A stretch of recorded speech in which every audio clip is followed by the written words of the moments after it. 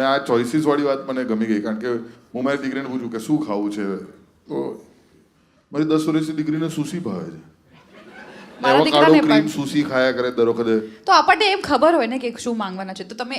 એ અને બીજો એક ઓપ્શન આપો ઇન્સ્ટેડ ઓફ સેઇંગ શું ખાવું છે ને આખો વિચાર કરવાનો સુશી સાથે તારે કારેલાનું સુશી કે શાક. પિઝા તો એક અરે pick one. સુશીને ભાત છૂટો કરીને શાક હાથે આપી દેવાનું એટલે સુશી તો એક પ્રકારનો કોળિયો જ થયો ને હા ખાલી મોંઘા કોળિયા હોય. આમાં દાળ અંદર હોય ભાઈ એક વખત એને સુશી આપો પણ પેલી ચટણી વગર સાઈડમાં આવે છે ને સોય એ જે બી હોય અને વસાબી વસાબી તો વસાબી થોડી ખવાય નાની હું એને વસાબી નથી આપતો ના કારણ ના કે એકવાર 10 ટ્રાય કરો પછી સુશી નહીં ભાવે રેગ્યુલેશન હું બહુ જોરદાર તાલીમાં તો હા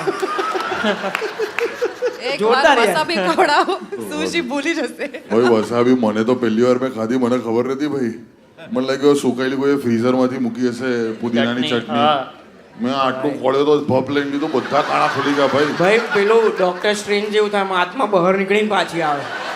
મને તો સબવેનો મિન્ટ મેવો લાગેલો રેસ્ટોરન્ટમાં આ બધી રેસ્ટોરન્ટ છે ને બધું બગાડ્યું છે યાર આ પહેલા છે ને આપણે